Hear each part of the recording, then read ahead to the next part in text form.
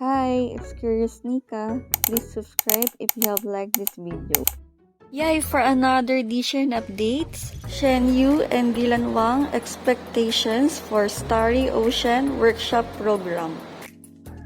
So we already have confirmation of Dylan Wang and Shen Yu in 2022 Starry Oceans program, and also we're going to see them in the 35th Golden Rooster Award, as you see here, and this is the actual poster, and also this is the schedule for the said program.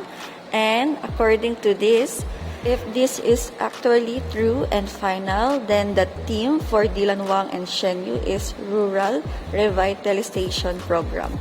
And according to this program, it says they are going to visit a chicken farm, and tasks are collecting eggs, make chicken feed or catch chickens, and other farming activities together. You excited just like me?